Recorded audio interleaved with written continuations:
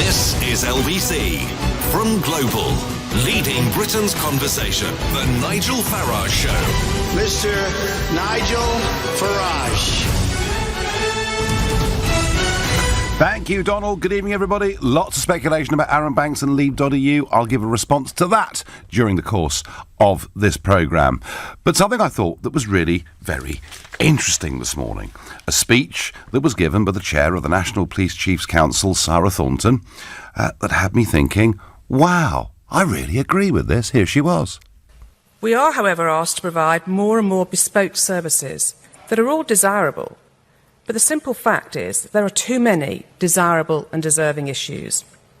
For example, treating misogyny as a hate crime is a concern for some well-organised campaigning organisations. In July, Chiefs debated whether we should record such allegations even when no crime has been committed.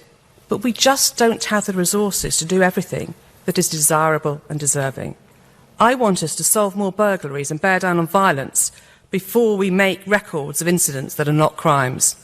While I understand those that have been harmed seek answers, I remain unconvinced that it is appropriate to commit significant resource to investigating allegations against those who have died. Now, neither investigating gender-based hate crime or indeed investigating allegations against those who have died are necessarily bad things. I'm just arguing there cannot be priorities for a service that's overstretched. So, overstretched service, it's a question of priorities. Well, Shadow Home Secretary Diane Abbott responded. I understand what Sarah's saying. She's one of our foremost police leaders and she doesn't pull her punches. But the truth is, the police should not be picking and choosing what crimes they engage with. Well, I think they should. You see, I saw this put out last year from the Metropolitan Police exactly a year ago when they boasted we have 900 plus specialist officers across London dedicating to investigating all hate crime. For more information, visit met.police, etc., etc. Now, we're not arguing that genuine hate crime is a good thing, but I think what we are arguing, and take London as an example, the explosion of knife crime, burglary rates, that actually the police have to prioritise. And look at this time and money that was spent. Some bloke called Nick, who's turned out to be a complete and utter fantasist, making a series of allegations against Sir Edward Heath and other long-dead leading political figures. You know, all that money that's been spent on that, frankly, was, it seems to me, pretty much wasted money.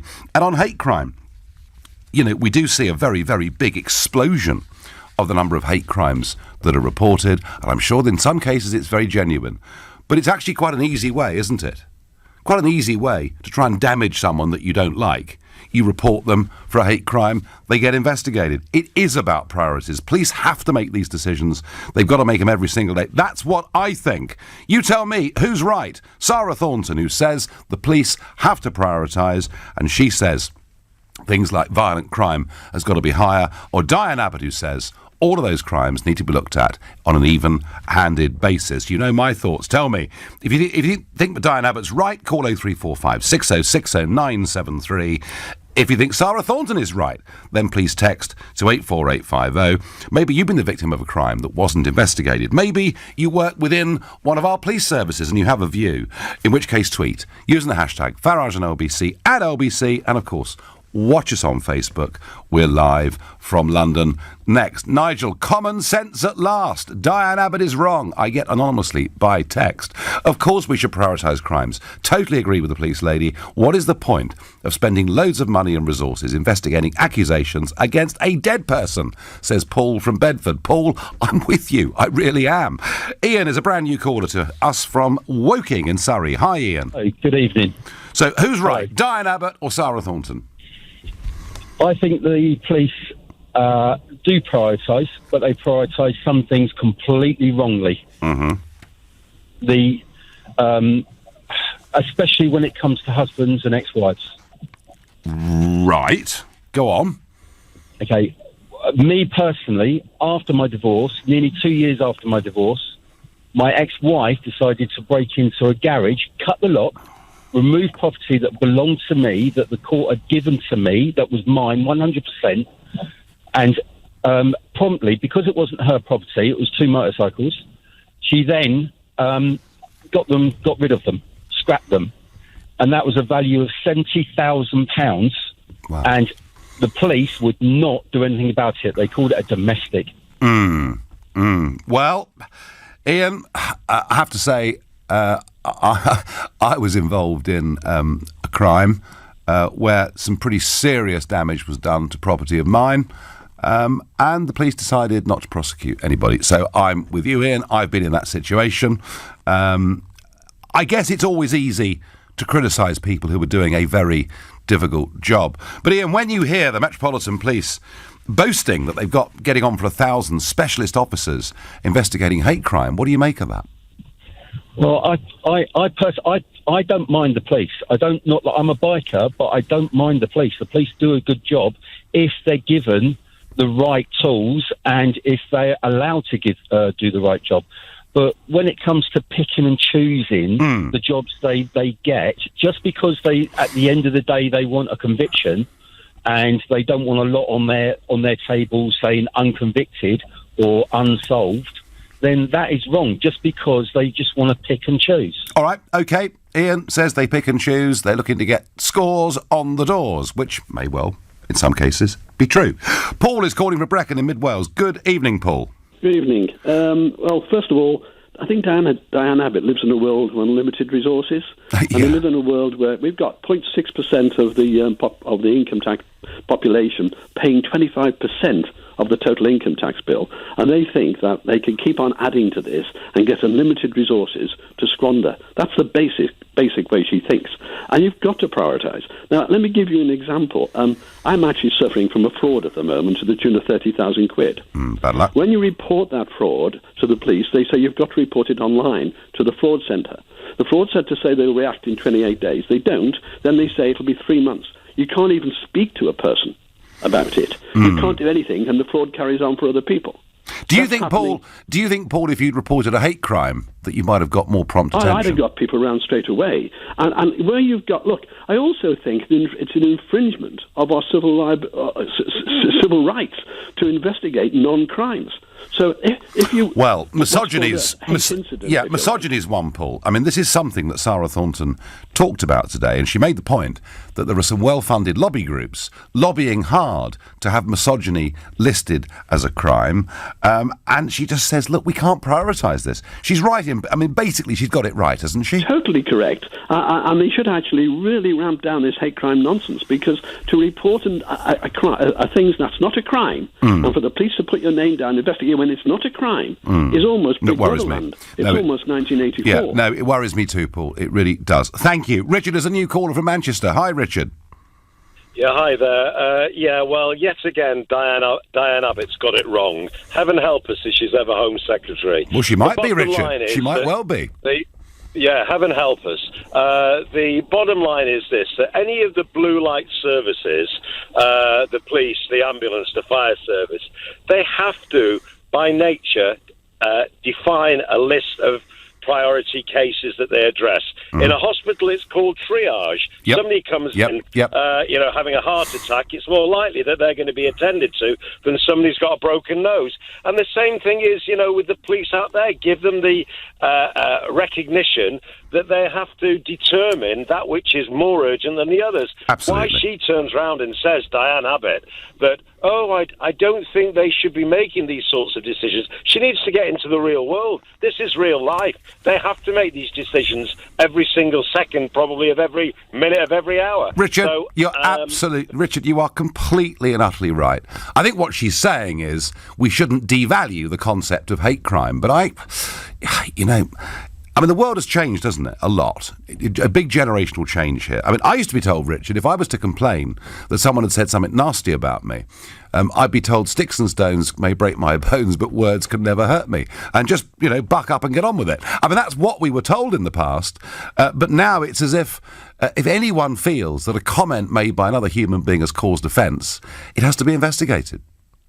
Nigel, if I was a victim of a hate crime and someone had determine my ethnicity, my religion, or whatever, and it decided to, say something that's totally unacceptable. As much as that is not right, and as much as I would want that person to be dealt with, if there is someone that is being robbed or someone that's being raped or someone that's being attacked, I would step aside and say, let the police deal with that first, for goodness sake. Diane Abbott, really, you worry me to death. OK, Richard there saying, goodness help us if she becomes Home Secretary. I want to hear from Diane Abbott supporters, 03456060973. Michael says, hate crimes are such an ambiguous crime. With the threat from knife crime, yup. Moped thefts, yup. Terrorism, yup. It is paramount the police prioritise the most serious crimes to keep the British people safe. It's as simple as that. Michael, it is, in my view. I'm with you. As simple as that. Let's see if Paul, who's a new caller from St Albans, agrees with that. Hi, Paul. Hey, Nigel. Thanks for taking my call. Not a bit. So, I must admit, not being the biggest fan in the political spectrum, but I actually felt very compelled by your conversation today, and I actually agree. So, welcome. Actually, the point I wanted to raise is that I actually work in the forecourt retail business, and we get victimised by quite a lot of crime.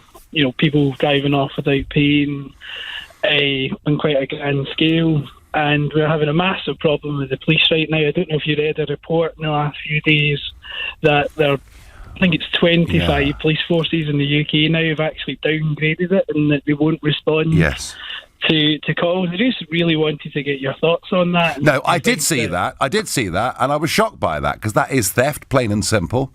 And I think this is really what Sarah Thornton was talking about. I mean, she was more talking about, violent crime, or robbery, burglary, which can be violent, as opposed to what you're seeing. But no, hate crime, Paul, may not be very nice, but it can't be a priority over things such as you're suffering at work every single day. Paul, thank you very much indeed for that call. You're listening to the Nigel Farage Show here on LBC. It's now 6:15, and it is tough for the police. I mean, they've had cuts of about 20% over the course of the last few years. I think that is undeniable in terms of personnel. And, of course, there are now more things that are crimes. Hate crimes didn't actually exist a few years ago. So fewer police and more areas of our life that are now considered to be crimes, or certainly subject to investigation. Not easy for them. Support coming in here for Sadiq Khan. He isn't responsible for the rise in knife crime. The government cutting the police funding is. Well, whether that's true or not, I think Sadiq's problem is that he doesn't. Last I looked, he hadn't investigated a single one of the crime sites in London, which I found totally and utterly extraordinary. And Jane says, thieves will cotton onto the lack of police fast, if not already. They can steal with impunity. We have little protection. Jane, do you know something? The rising crime in my lifetime has been so great. We're now at the point where many of us don't even bother to report crime. We've just given up. We've just accepted that we're living in a world where things are going to get stolen from us. It's pretty awful. And Kenny's got one very positive suggestion on Facebook, and he says, stop bullying in schools and you will halve future problems. Bullies evolve into crime as a natural course.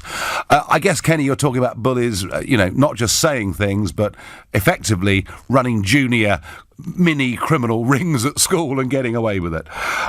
Let's talk about free speech. Let's talk about Luca, who's a new caller from Lancing. Good evening to you. Hello, good evening. It's really nice to talk to you, Nigel. Good to have you on. So, come on, you're going to tell us about free speech. Yeah, well, I mean, just the point about hate crime, it's something that's developed all the way since the UN started compiling the articles, and the Soviet Union started suggesting articles to do with hate crime and free speech. They wanted to use it in their country to stifle opposition speech. Opposition speech. Yep.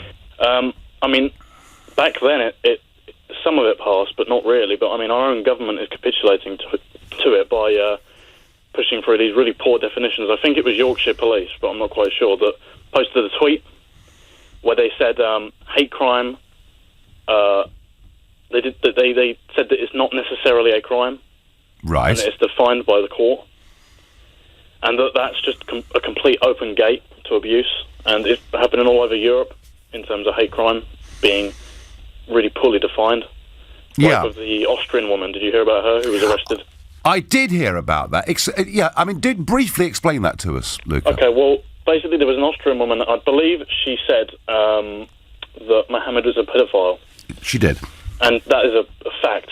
Well, it was a very offensive comment, but what was interesting about that ruling from the European Court of Human Rights is that they ruled that to say that was unacceptable and was a hate crime. And yet, look, you and I right now could say what we like about Pope Francis or about our useless Archbishop. We could say what we like about them, and that's fine. And that's one of the problems here, isn't it? That we're actually saying that there are certain categories of people who have to be treated to others, and that is a real problem. It is the end goal of some kind of two-tier legal system. I mean, I was looking into the fact that Qurans, Bibles, etc., can be burned and can get a penalty for that. But in the reality, the police are putting other crimes, prioritising them, and this is the same thing we're seeing with hate speech and hate crime in general. Well, maybe then, look, you'll agree with me that what we heard today from the chair of the National Police Chiefs Council, Sarah Thornton, was actually quite refreshing. Definitely, we're not seeing it from the administration. I feel sorry for a lot of the police officers, because if I had a career and a pension lined up and a family to support, it's quite hard to just give up the job out of a moral president. No, of course it is. Look, thank you. Interesting points. Hi, Nige. What happens when 20,000 football fans call the other side's fans names? Isn't that a massive hate crimes? Gary, I think they should all be taken in for long, lengthy interviews and counselling. The relentless political correctness in society is seriously damaging my health. Will the police please investigate this crime against my sanity, says Mike in Norwich. I thought all understood that it's more important to catch a stabber than to somebody being nasty on Facebook. Your messages pouring in. I want to keep the calls going. Sean is calling from Kidderminster. Hi, Sean. Hi. Good evening, Nigel. How are you? I'm okay, Sean, but I actually think that the honest truth is, and we had one caller making the point, that in the NHS you prioritise and in policing you prioritise. And I think Diane Abbott is absolutely wrong when she says that basically, the police shouldn't pick and choose. They've got to, surely. Well, I mean, my reason for calling actually is because I heard a few people with very similar incidents actually to what happened to myself. Okay. Now, I won't bore you with too much detail, but long story short, I rented a flat in Canary Wharf from these agents. Very, very crooked people. I mean, they made alterations. They're meant to actually be one-bedroom flats, but what they do is they gain access to the property, pop up a plasterboard wall, and then rent it into as several different rooms. Now, basically, my whole entire flat was emptied by my letting agents. I lost absolutely every single thing I've ever owned. All my university books, like literally everything. Just imagine losing every single gift that you've ever received. I mean, there's certain things of sentimental value that, no amount of money can replace. There is no monetary value on it because of the sentimentalness. Yes. And I mean, it's everything from start to finish was reported to the police. In fact, on one occasion, police were present when somebody else who had just moved into the flat confirmed, yes, when I moved into this flat, this cupboard was full of somebody's belongings, and I called the letting agency, and they're the ones who came and took it. And the policeman was there, and he absolutely point blank refused to take a mini statement from the boy who said Why do you think that was? Of the crime. Yeah. Why? It. And Why, later Sean? on down the line, I complained this to the police. It went up and up to a sergeant who actually took it upon herself to close the case of theft based on her own satisfaction. And, they closed it saying that it was because they didn't have sufficient evidence. Well, of course they didn't, because, they didn't make any attempts to gain any. And had you, Sean, yourself ever been in trouble with the police before? No, absolutely not. Okay. Absolutely not. I graduated from university, and from there I started doing some contracting. I was just taking whatever work I could get because contracting tends to be a lot quicker, But, I mean, for young students going into the job market, I mean, it's tough enough without people like... I just think it needs to be brought to people's attention how dangerous that is... Sean, your are. case is very, very unpleasant, and I'm sorry, and I trust you've got things back on track now. Well, I mean, slowly but surely, these things, I'm very much looking forward to see the back end of it now. But as I'm sure you can appreciate, these things, they take time. I've been told by the police that it's not a crime, actually. The burglary isn't a crime, it's a civil matter. And so, you know... What between you and the letting agent, yeah? Correct, yeah. Yeah, well, the trouble, Sean, here is... The trouble, Sean, here is, without looking at the contract and what you signed, and look, whatever happens wrong, but it may well be that you signed something that perhaps you shouldn't. I don't know. Sean, thank you for that. And yeah, as I say, there's somebody else who, you know, second caller, and I've added to it myself, you can be the victim of crime and they do nothing, and it makes you very, very upset indeed. My van has been broken into 3 times in 2 years. I've reported this every time, and the police didn't even bother to come out and have a look. Now, I don't even lock my van, as it cost me more to repair the lock than it cost me to replace the stolen items, says Anton from Devon. Anton, do you know, you are one of so many. We've stopped reporting lots of crimes. We can't be bothered. The police don't seem to be bothered. We know if we do and make a claim, the insurance companies will affect our premiums, and this is all reflective of a massive rise in crime in this country over the last few decades. Dave is calling from Enfield. Hi, Dave. Hi, Nigel. Good to speak to you. So, tell me, wasn't this a bit of common sense that we heard today?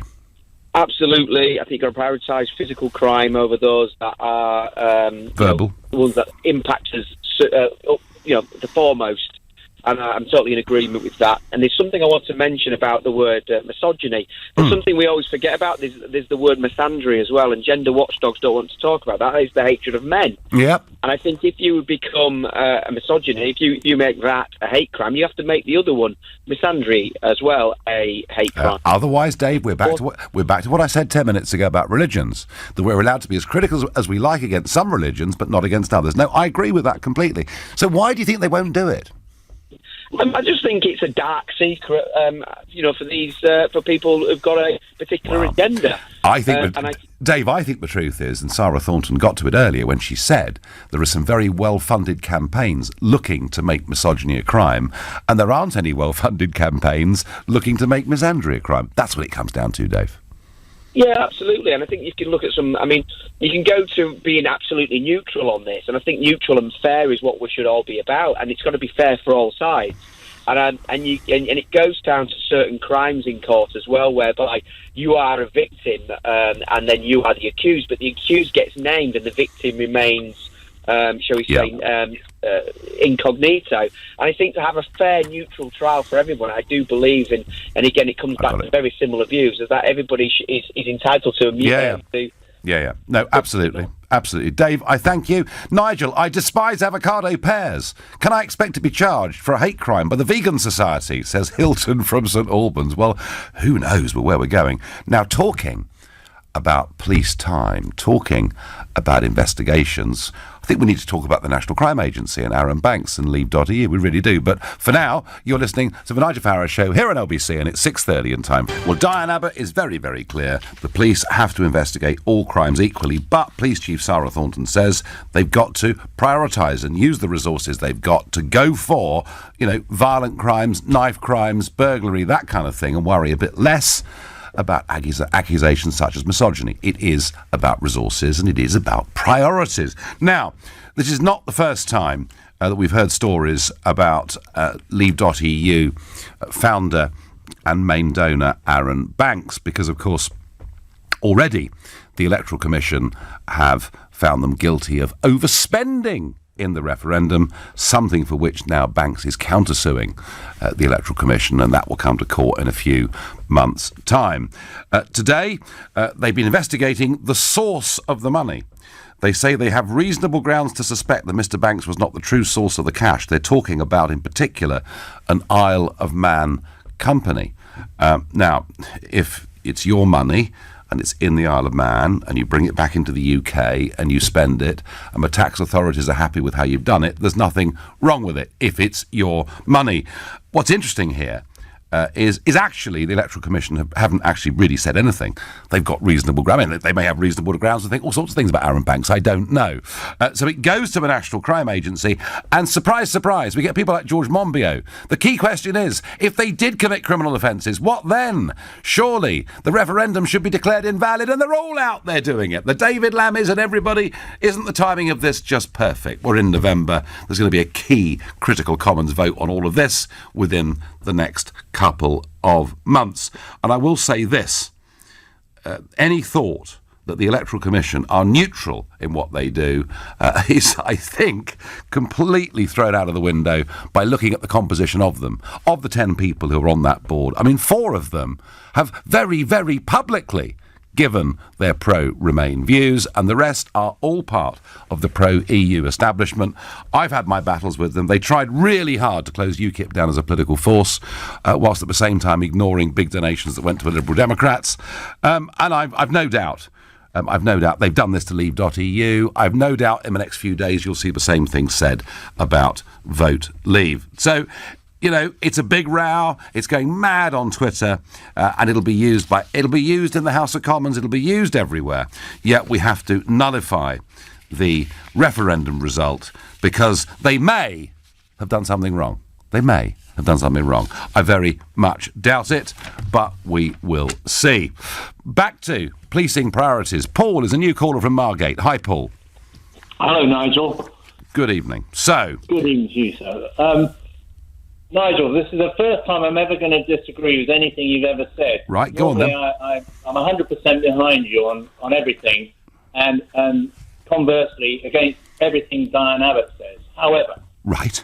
In New York in the early 80s, it was just a cesspit. I mean, it was awful. And Mayor Giuliano, you'll remember. I know him. I'm a huge fan.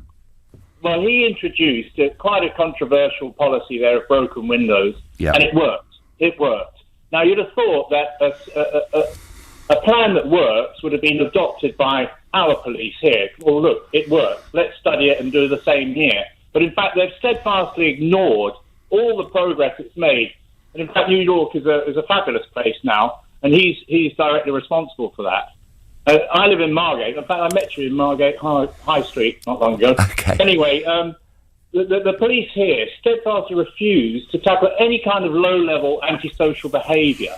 And consequently, what could be a very, very nice little seaside town is almost feral, you know, during some parts of the year and at some hours of the night. Yeah. You know, they will not patrol or tackle. They think if you allow the police to prioritise, they'll get it wrong.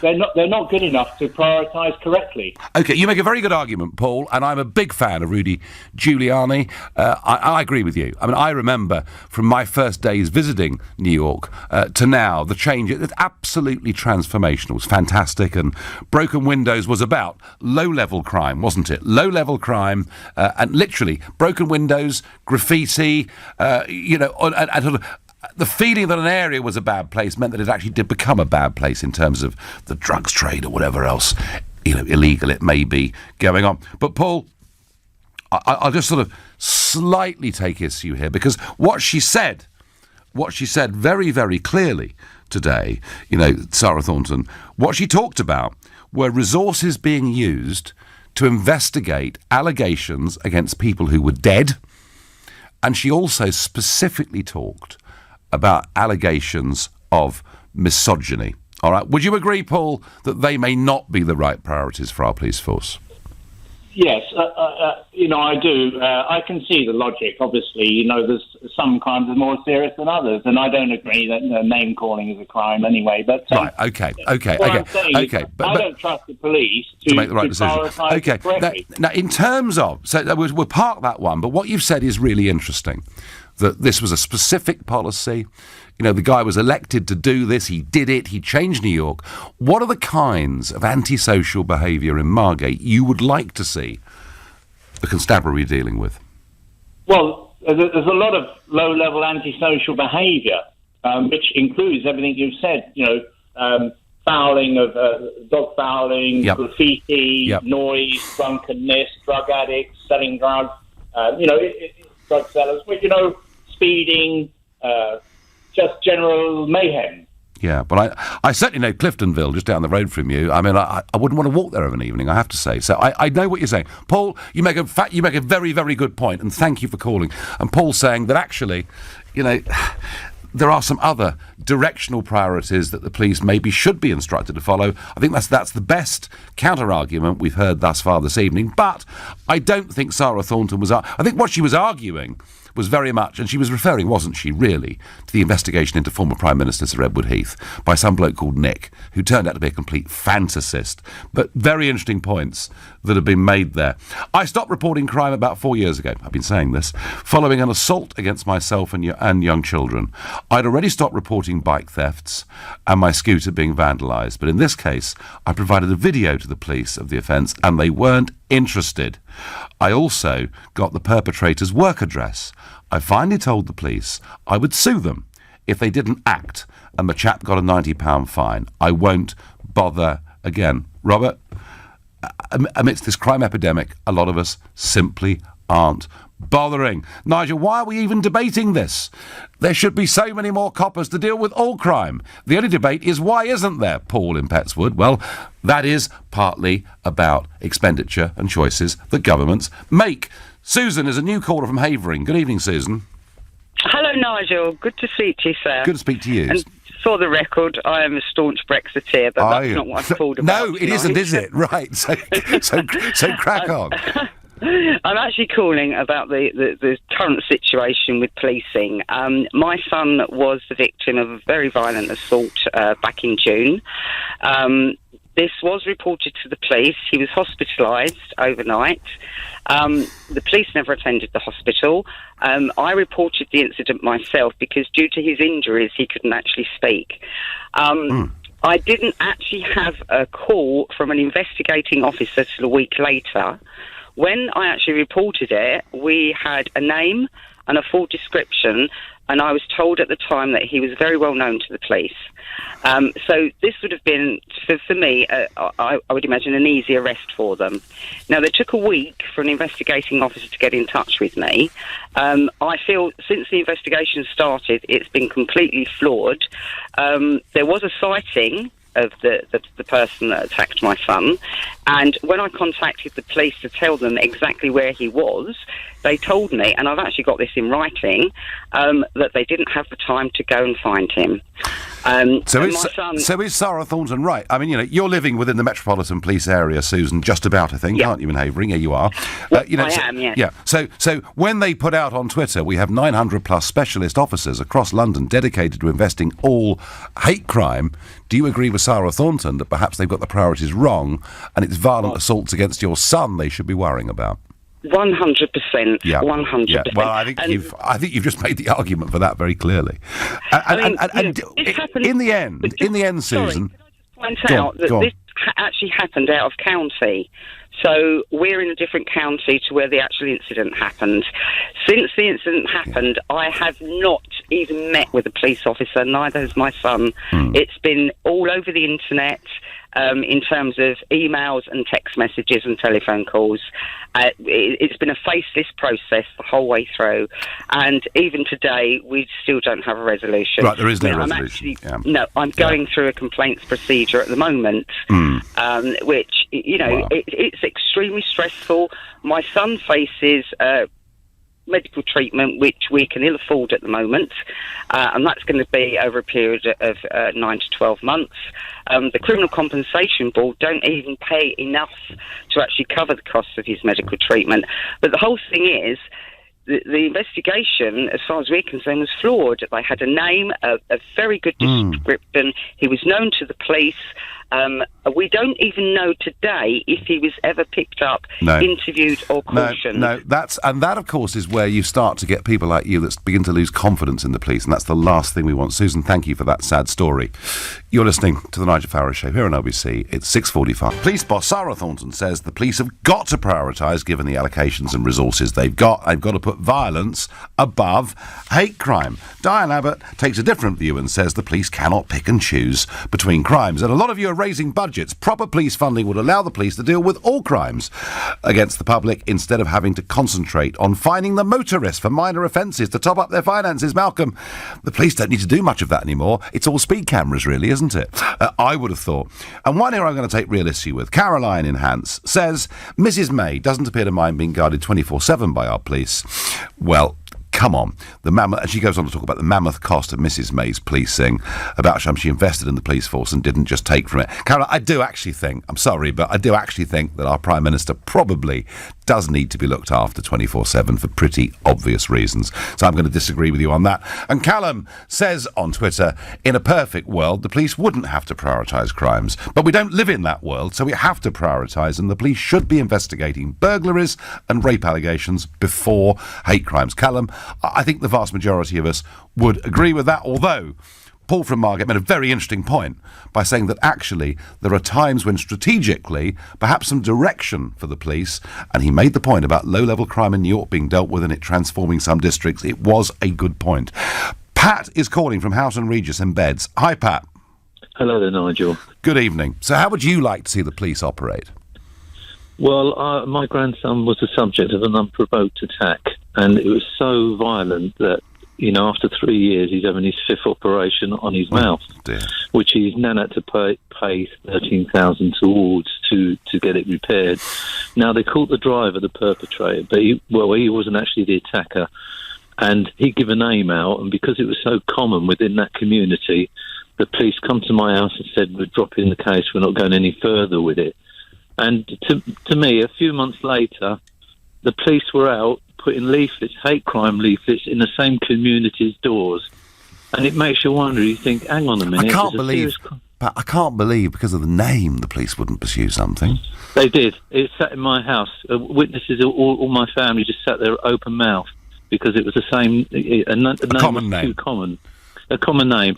And if you talk about the budgets of the police, what they should have done was actually give more of the billions to the police, because if you give them more billions to put more numbers out in the streets, the casualties that go into the NHS start reducing, like on our roads, like knife crime. You know, they can prevent these things from happening if they've got the numbers. Well, violent crime, Pat, is on the rise in quite a big way, isn't it? It is, especially in Bedfordshire, because it's a hang-on to London, really. It's as close to London as you're ever going to get, and a lot of the criminals come out this way. So, yeah, I think they've missed the march there. They should have actually given many of the... So I mean, Pat, let me ask you, does what's happened to your grandson, does it make you lose faith in the police? Well, I used to ring up quite a lot because I'm out on the roads and I see a lot of things happening with off-road bikes and that, and I used to ring up quite regularly. I don't ring up anymore, and the reason why I don't ring up is I've got that pesky answer phone message that goes on about stop verbally abusing our staff on the end of the line and this and that. And by the time you get through, the bikes have gone. They've gone about 5 miles. There are so many disclaimers before you actually get through, Pat. That was a very interesting point to end with, and thank you. Nigel, I was a victim of crime. The police were brilliant, but the CPS wouldn't prosecute despite having the necessary evidence. Why? I can't answer that. Again, it is part of this chain. A lot of us who've been victims of crime are upset that it wasn't prosecuted. It wasn't taken through. Totally agree with the police chief. Never understood why fully trained field PCs are spending so much time in an office investigating internet crime whilst villains and violent offenders get away with murder, says Gareth in Derbyshire. And I repeat, the Metropolitan Police tweet from October 2017. We have 900 plus specialist officers across London dedicated to investigating all hate crime. Hooray! That's great. But what about the rise in knife crime and everything else? John is calling from Glasgow. Hi, John. Hi, Nigel. The police are expected to be the arbiters and enforcers for the worst excesses of the equalities and minorities agenda in this country, which disproportionately dominates public and political discourse now, that it's got to ridiculous levels. So, but what should the police do? I mean, one of the jobs, of course, of the police is to heal rifts that exist between communities, isn't it, in a way? Well, what the police should do, there is another actual legislation on the statute books which has been there much longer, which is prosecute many of these people for wasting police time. Yeah, that doesn't really happen, does it? No, it doesn't. They should do a bit more of that, I think. I mean, it's so laughable that they're even in Scotland now talking about making ageism a hate crime. Ah. So what that then quite means... right too, John. I mean, how old are you, John? Well, I better not say that, but come on, tell me. This way. If I go on the bus, next time I go on the bus and some young woman decides to give up her seat for me and I feel incredibly embarrassed, I'll report her for a hate crime. Absolutely. That's how laughable it's become. Well, and I'm guessing that people without full heads of hair might suffer in the future, and maybe that could be registered as some form of hate crime. I don't know. John, you feel the whole thing's gone crackers, yeah? Absolutely. Even you know, politicians, SNP government ministers are reporting Labour councillors for what they said to officials that might be regarded as racist. Our First Minister is being investigated now because in office 3 or 4 years ago he might have touched somebody. That's employment. That's internal disciplinary stuff. It's wasting police times. It's wasting police time and resources. At a time, John, when violent crime is going up and going up sharply. John says it's PC gone mad. I think a lot of you will probably agree with that. Others will say, look, horrible things do get said. People get horribly victimised. I'm not saying this stuff doesn't matter, but I do think prioritising on violent crime is really, really important. And I just wonder, why has this agenda completely taken hold? Why has it taken hold? Why can't the police use their powers to discriminate? They should do that, surely. They've got to decide what's important and what's not. I think that makes sense. Does Rob, a new caller from Northampton, think that? Absolutely. My ex-girlfriend worked in the domestic violence unit. Yes. And the stuff that she had to deal with, but there's never going to be a place where she can prioritise things. She has to look at everything. So the police commissioner can come out and say whatever she wants, but police aren't going to be able to turn this down. But the wastage involved, the number of cases where people make fake accusations, the police still spend hours and hours and hours investigating all of it, is bonkers. Yeah, and a very good way, Rob. And a very good way. If you want to really hurt somebody that you don't like, go to the police and accuse them of a hate crime, and you maybe cost them their job, and it could be baseless. And I think I'll link what you've said with what the previous caller said, that actually reverse prosecutions for wasting police time, a few of those might be a very good thing indeed. Rob, thank you very much indeed for your call. Thank you all of you for your calls and comments. Look, there isn't, I'm not saying that hate crime doesn't matter, but I'm saying we're broadening the definitions, it seems, almost by the month. And when Police Chief Sarah Thornton says a lot of this is a result of well-funded lobbies, I think she is absolutely right. And I'm sure a big majority of the country want to see a prioritisation on violent crime because there is way too much of it. You've been listening to the Nigel Farage Show here on LBC. I'll be back here on Sunday morning at 10 o'clock. Tonight at 10, it's Tom Swarbrick. But up next, it's Ian Dale. I've got a question for you, Nigel. Do you ever have a drink if you're in an airport before 10 o'clock in the morning? Must be known. I hear they're going to ban it. I mean, this is PC gone bad. Well, this is what we're going to be talking about after 9. I'll ring in. Excellent. Thank you very much. Right, coming